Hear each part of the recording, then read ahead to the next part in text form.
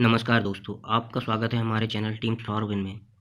दोस्तों, कल हमने देखा था कि बॉइलिंग पॉइंट और मेल्टिंग पॉइंट क्या होते हैं। अब उसके आगे हमने टेम्परेचर भी देख लिया था। अब आगे उसके बढ़ते हैं और देखते हैं द्रव का वाष्पीकरण, वेपराइजेशन ऑफ लिक्विड। तो क्वथनांक यानी कि बॉइलिंग पॉइंट से नीचे किसी भी ताप पर इन एनी टेम्परेचर द्रव की सतह से, जो द्रव की ऊपरी सतह होती है, उससे द्रव के कणों का वाष्प में परिवर्तन की क्रिया वाष्पन कहलाती है। ठीक है। जैसे आप तालाब देखते होंगे या नदी देखते होंगे, कुछ भी देखते होंगे, तो वहाँ से क्या होता है कि जो ऊपरी सतह होती है वहाँ से धीरे धीरे जल जो है वाष्प के रूप में उड़ता रहता है और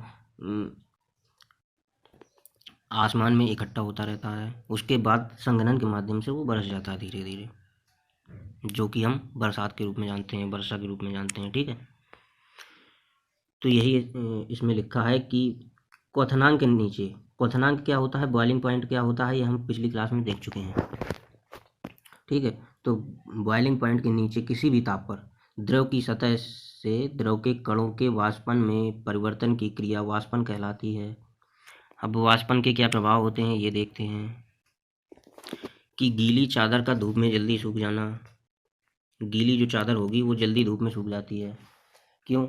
क्योंकि उसका सरफेस एरिया ज़्यादा होता है। ये हमने पहले बता चुके हैं आपको कि जिस की सतह से निकलता है, जो वाष्प होता है वो सतह से निकलता है।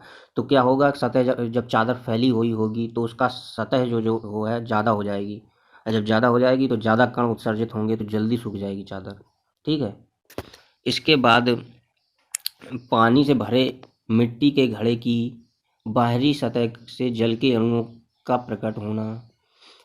इससे क्या होता है कि जो पानी से जो भरा घड़ा होता है उसमें जल के अणु धीरे धीरे रंध्रावकाश जो छोटे छोटे, उसमें बहुत ज़्यादा छोटे, उसमें बारीक जो छेद बने होते हैं घड़े के अंदर, उससे जल के अणु बाहर निकलते रहते हैं, ऊष्मा लेके बाहर निकल जाते हैं। तो जो घड़े का जल है वो ठंडा होता जाता है। ठीक है।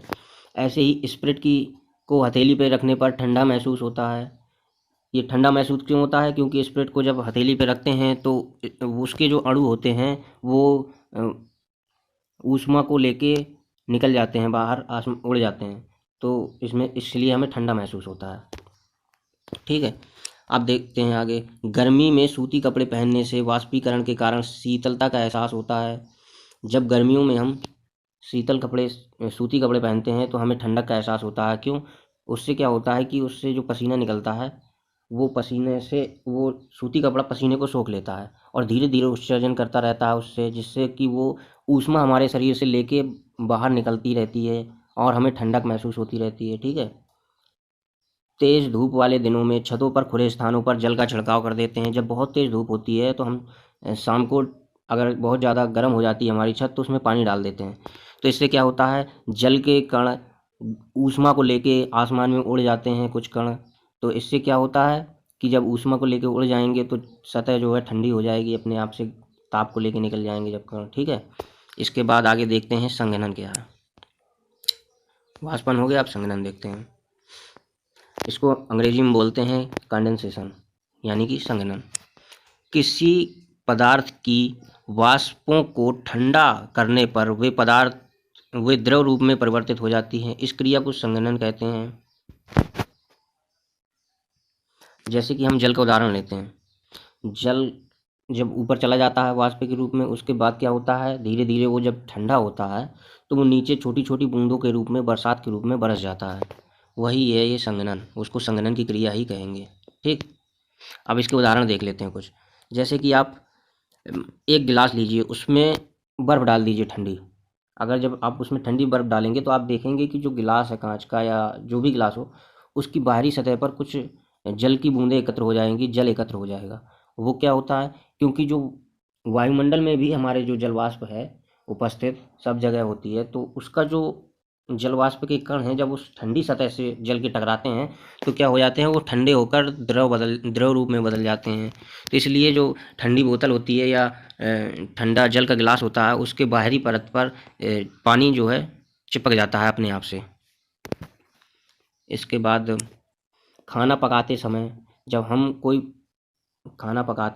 कोई उस पर तस्तरी या कुछ भी प्लेट वगैरह ढक देते हैं तो उसकी निचली सतह पर क्या होता है कि कुछ बूंदें जल की एकत्र हो जाती हैं। वो कैसे होती हैं?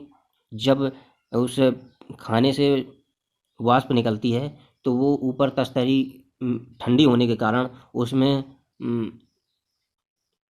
वाष्प का संघनन हो जाता है। तो संघनन हो जाता है तो उसमें क्या होता है कि वो द्रव अवस्था में बदल जाती है और उसमें चिपक जाती है। तो इस तरह से हमें खाना बनाते समय जो तस्तरी ढक देते हैं उसमें निचले सतह पर पानी की बूंदें दिखाई देती हैं। ठीक है, अब बात करते हैं ऊर्ध्वपातन क्या होता है।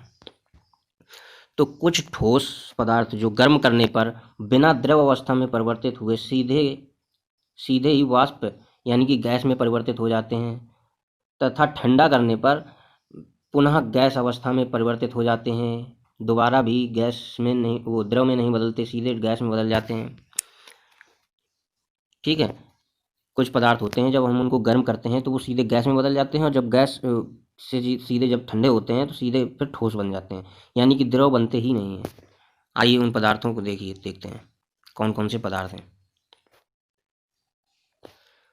ऐसे पदार्थों में आते हैं कपूर, अमोनियम क्लोराइड यानी कि NH4Cl, ठोस आयोडीन I2 और नैप्थलीन। जब कपूर, ज़्यादा उदाहरण आपने हो सकता है ना देखे हों, लेकिन कपूर और आयोडीन को आप जरूर जानते होंगे। कपूर का क्या होता है कि जब कपूर को गर्म किया जाता है तो ये सीधे बिना द्रव अवस्था में बदले सीधे क्या होता है, वाष्प में बदल जाता है, सीधे वाष्पीकृत हो जाता है। ठीक है, इसके बाद आयोडीन युक्त नमक आपने सुना होगा। नमक क्या होता है, उसमें आयोडीन क्या होती है, ठोस कण होते हैं उसमें, छोटे छोटे मिक्स रहते हैं, बहुत ज़्यादा छोटे।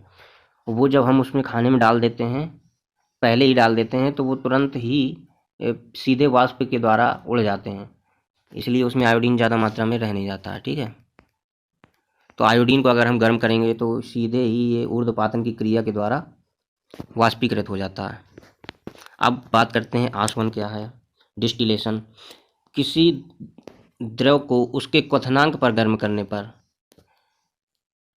करके वाष्प में परिवर्तित करके पुनः ठंडा करके द्रव अवस्था में परिवर्तित करने की क्रिया को आसवन कहते हैं। ये आसवन क्या है कि ये शुद्धिकरण की क्रिया है। इसमें क्या करते हैं कि पहले किसी द्रव को उसके क्वथनांक पर गर्म करते हैं, मतलब कि वो उबलने लगे इतना गर्म करते हैं। वो क्या होता है, वो उबलते उबलते धीरे धीरे उसको उबालते उबालते पूरा वाष्प में बदल लेते हैं और वाष्प को फिर ठंडा करके फिर से द्रव अवस्था में बदल देते हैं। इससे क्या होता है, इससे उसका शुद्धिकरण हो जाता है। जो भी चीज़ हम निकालना चाहते हैं तो शुद्ध चीज़ वाष्प के माध्यम से निकल आती है, इसलिए इस क्रिया का शुद्धिकरण के रूप में उपयोग किया जाता है। तो इस आसवन की क्रिया में किसी द्रव को जो है पहले तो उसको गर्म करेंगे, वाष्प में बदल लेंगे, फिर उसको पुनः ठंडा करके, ठीक है, द्रव में बदल लेंगे। इसी क्रिया को आसवन कहते हैं। ठीक है, ये हो गया। चलिए अब नेक्स्ट आगे देखेंगे कल। तो हमारे वीडियो को लाइक करें, चैनल को सब्सक्राइब करें। धन्यवाद।